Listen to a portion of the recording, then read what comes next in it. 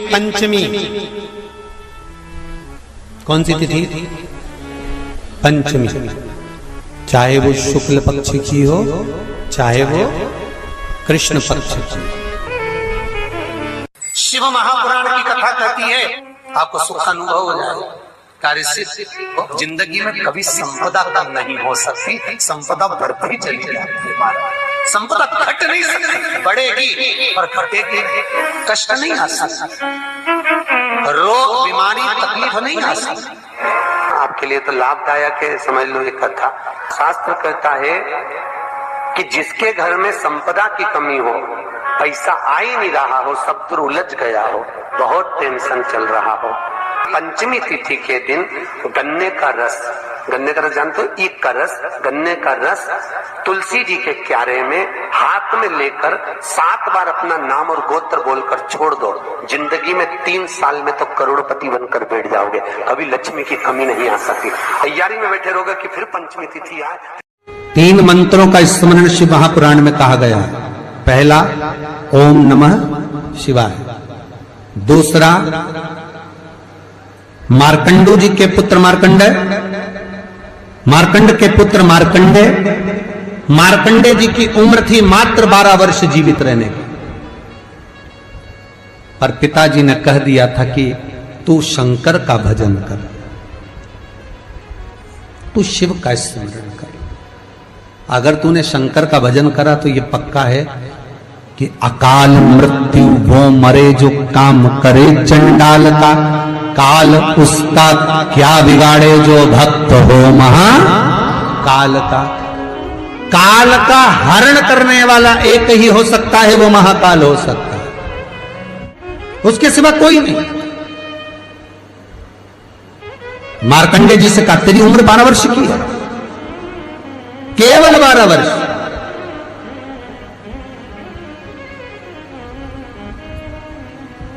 पूछा पिता जी से चरण पकड़कर मार्कंडेय जी पूछते हैं मैं 12 वर्ष बाद मर जाऊंगा? हाँ, प्राण छूट जाएंगे।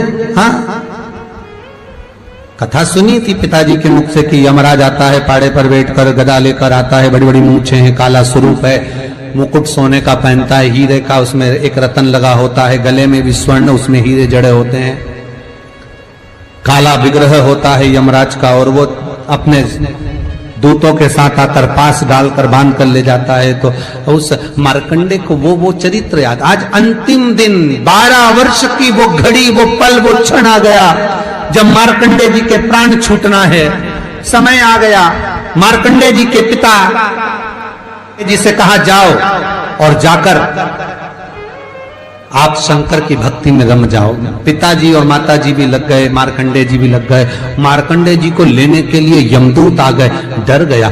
थोड़ी देर बाद यमदूत देखे कि शंकर का अनुमोदन कर रहा है, वापिस चले गए। यमराज आ गया, वही पाड़े पर बैठकर, वही भैंसे पर बैठकर, वही काला स्वरूप। डर लग गया 12 साल के बच्चे को। उसने शंकर का शिवलिंग पकड़ लिया, गले से लगा लिया, शंभो मुझे डर लग रहा है, शंकर मुझे भय लग रहा है। और तब तेज तेज महामृत्युंजय मंत्र को, वैदिक मंत्र को पुकारना प्रारंभ करा।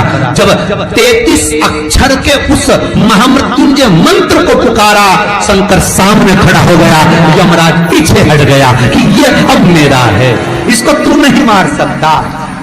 वो 33 अक्षर के मंत्र का उच्चारण जब उस मार्कंडेय जी ने करा, देवता जान गए कि इस मंत्र की मूलता क्या है। पहला मंत्र ओम नमः शिवाय, दूसरा मंत्र जम के बोलो महामृत्युंजय मंत्र, और तीसरा मंत्र वही श्री शिवाय नमस्तुभ्यम। ध्यान दीजिएगा, मंत्र के 3 क्रम है,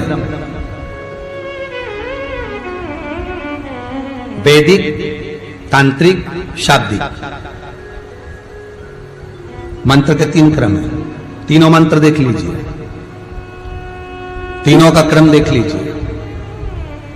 महामृत्युंजय मंत्र वैदिक मंत्र, इसको जब ब्राह्मण जपता है, कुशा का आसन बिछाकर, मौन रहकर, घट की जिह्वा से जपता है। अगर याद नहीं रहता तो भी धीमा धीमा बोलता है, तेज नहीं। महामृत्युंजय का जाप अनुष्ठान, सामने कलश स्थापन कर कर प्रेम से 1100, 11,000, 1,25,00,000 अनुष्ठान किया जाता है। ओम नमः शिवाय का जाप चलते फिरते किया जा सकता है। श्री शिवाय नमस्तुभ्यम शाब्दिक मंत्र है। इस मंत्र का प्रयोग के लिए ना आसन की जरूरत है, न तब साधना की जरूरत है। जब जप रहे हो शंकर साक्षी। हाँ, कोई रोग आ गया, कोई बीमारी आ गई, कोई कष्ट आ गया, बहुत भारी आ गया, तो महामृत्युंजय का स्मरण शंकर की साक्षी में होना चाहिए। वो 33 अक्षर का महामृत्युंजय मंत्र, वैदिक मंत्र, शिव की साक्षी में। पर दुनिया के लोग आज वो चिल्ला चिल्ला के उस मंत्र का स्मरण करते हैं, वो श्रेष्ठ नहीं है। नहा रहे हो, सोचादित कर्म में जा रहे हो और वो डब्बा लगा दिया,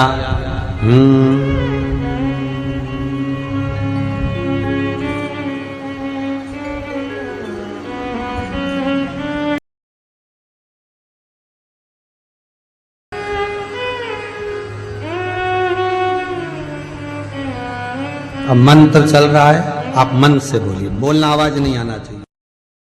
आज भी स्कंद पुराण कहती है कि भगवान शंकर ने अन्नपूर्णा के दरवाजे पर पहुंचकर जब काशी में भिक्षा मांगी थी तो अन्नपूर्णा ने कहा था, ए शंकर, मैं उस गरीब से गरीब व्यक्ति का भी भंडार भर के रखूंगी, बस एक गलती नहीं होना चाहिए कि जहां भोजन बने उस स्थान पर बैठकर, उस स्थान पर खड़े होकर भोजन बनाते समय उस भंडार गृह में झूठा नहीं होना चाहिए।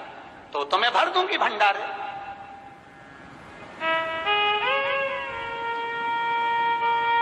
जिस प्लेटफॉर्म पर खड़े होकर माताएं भोजन बनाती हैं, सब्जी बघारती, वहीं पे हाथ में लेके चख लेती।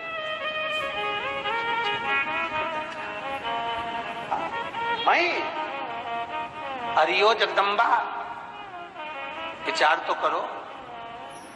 भले तुम भगवान को भोग नहीं लगा रही, पर पति तो परमेश्वर है। भले तो पति के लिए कहा परमेश्वर, मतलब भले भगवान की तुमने सेवा नहीं करी, भले अर्चना नहीं करी, भले पूजन नहीं करी, पर पति तो परमेश्वर है। सब में तो वही समाया। घर में जो सास रहती है वो भी तो मां है, जो पिता रहता है वो भी तो बद्रीनारायण है। महाराज फिर क्यों चक?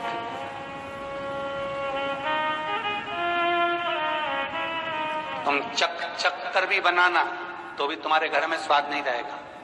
और जिस मंदिर में, आश्रम में, भंडारे में जब तक भगवान का भोग नहीं लगता तब तक चखा नहीं जाता, चाहे नमक डला ना डला, मिर्ची डली ना डली, शक्कर डली ना डली, भंडारे के भोजन में जो मिला दिया, आखिरी में फिर भगवान ने अगर पा लिया तब चखा गया कि अब भोजन में स्वाद है कि नहीं है।